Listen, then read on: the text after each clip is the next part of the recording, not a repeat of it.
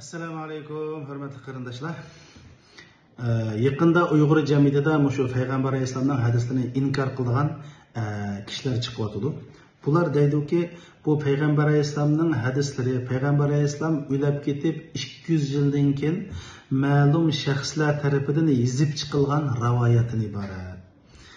Masalan, men sizga bir gapni desam, siz u gapni yana bir odamga desangiz, yana bir odamga desa, bu gap 10 shaxsga bo'lgan chaqda butunlay o'zgarib ketadi.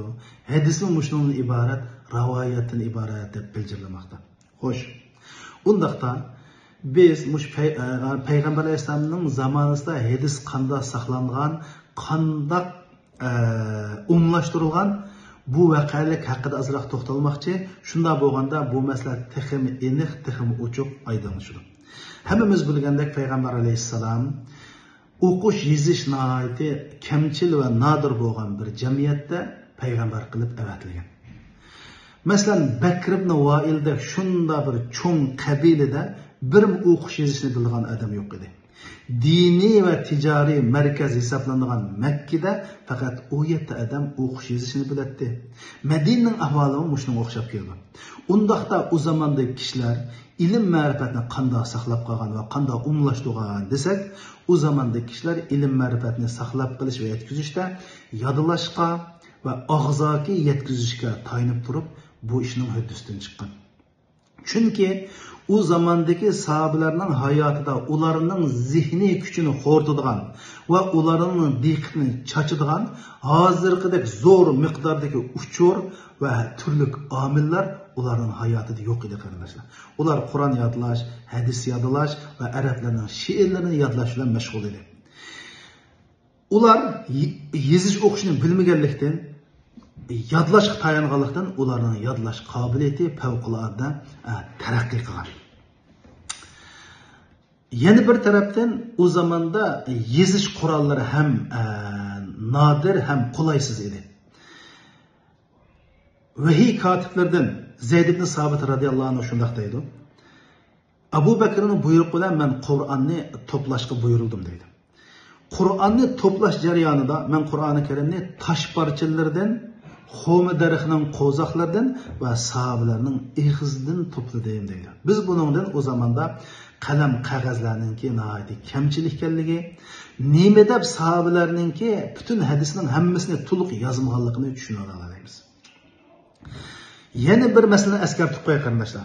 Hatto biz hozir Qur'oni Karim, ya'ni shu hadis inkorchilarim e'tirof qilgan Qur'oni Karim sahobalar ichida qanday saqlanib, qanday umumlashgan desanglar, ig'zoki yetkazish orqali, yodlash orqali umumlashgan.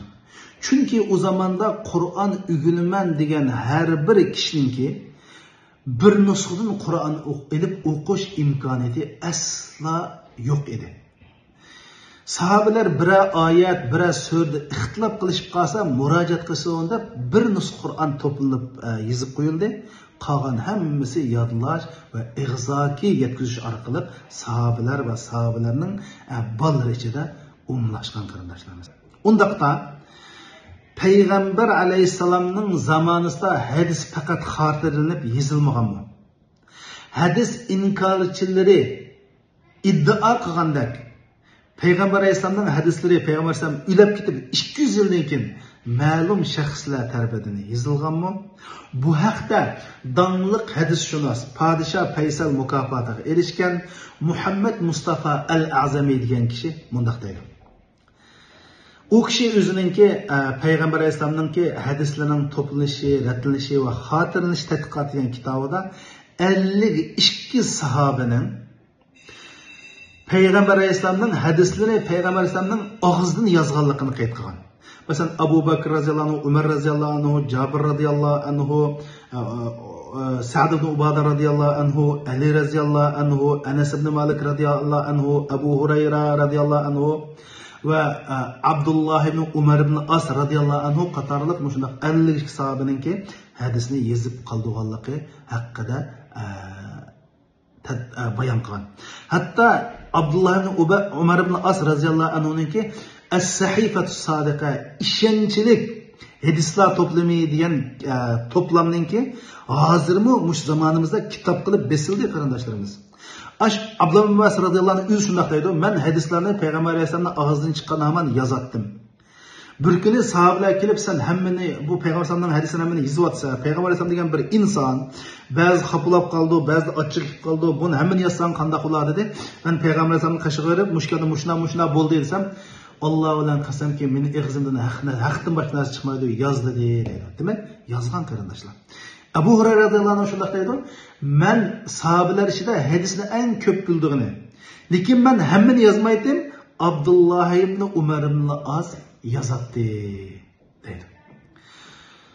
Demak, bu payg'ambar alayhisolamning zamonisidan tortib toki 3-hijriya 3-asrgachilik bu hadislar ham yezilib, ham ig'zoki musulmonlar ichida umlashib kelgan. İmam Buxari, İmam Muslim tug'ilishdan burun 15 parça hadis toplamları dunyoga kelgan. Shu qatorda İmam Zuhri degan olim İmam Buxari tug'ilishdan 150 yil burun hadisni to'plab kitob chiqargan. Hozir shu 10 necha parcha kitoblar kutubxonalarimizda mavjud. Bor qarindoshlarimiz. Demak, qarindoshlarimiz, Buxari ve onun zamandoshlari bo'lgan hadisshunos olimlar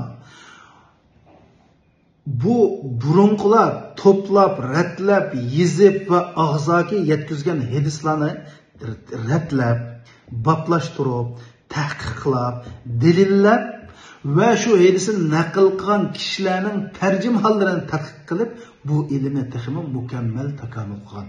Demak, Buxari degan kitob İmam Buxari tarafidan yozilmagan. Fakat başkalarnikini ratlab qilib qo'ygan.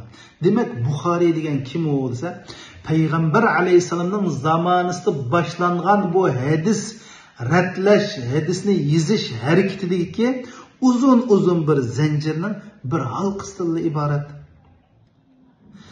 Hadis payg'ambar alayhisolamning vafotidan 200 yil keyin ma'lum shaxslar tarafidan yozilgan degan gap ütüp ketken qarqo'saq, jahil, nadan, hadis ilmi ve hadisni bilmaydigan kishilarning gapi. Bu gapning ilm sohasida qat'iy qimmat yo'q qarindoshlar.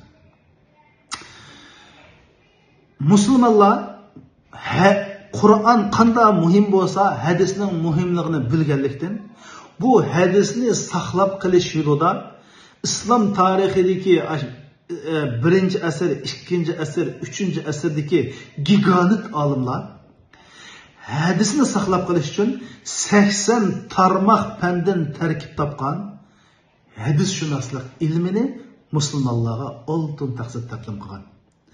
Bu ilmni musulmonlar emas, musulmon bo'lmagan olimlarmi e'tirof qilgan. Shu qatorda 20-asrda yaşayan en danlıq tarixshunos olim Asad Rustum, o'zi Hristiyan olim. Hadisshunoslik ilmi ilm sohasida hurmatga sazovor, ajoyib, parlaq bir fandir. Musulmonlar bir narsadan faxrlanmoqchi bo'lsa, hadisshunoslik ilmidan faxrlansin degan. Muhammed Aleyhisselam'ın hadisiga ergish bo'lsa, bir musulmonning e'tiqodi ve imanı. Bu haqda Allah Subhanahu wa Taala Qur'oni Karimda yüzlerce ayette bayon qilgan. Hatta Allah Qur'oni Karimda bir ayette "Qul in kuntum tuhibbunallah fattabi'uni yuhibbukumullah" deb, ey Muhammed, sen insonlarga, sahobalarga, ya'ni mu'minlarga degin ki, sizlar Allah'ını yaxshi ko'rsanglar, menga ergishinglar, Allah seni yaxshi ko'radi degan deb payg'ambar alayhisolamga ergishishni, payg'ambar alayhisolamga ergish degandek payg'ambar alayhisolamning so'zlariga ergishishni mu'minlarga Allah'ni söygen bilen Allah'a iman etgan qatorida Allah Qur'oni Karimda mush qatorida sangan. Allah hammamizni to'g'ri yo'lga qilsin. Assalomu alaykum va rahmatullohi va barakatuh.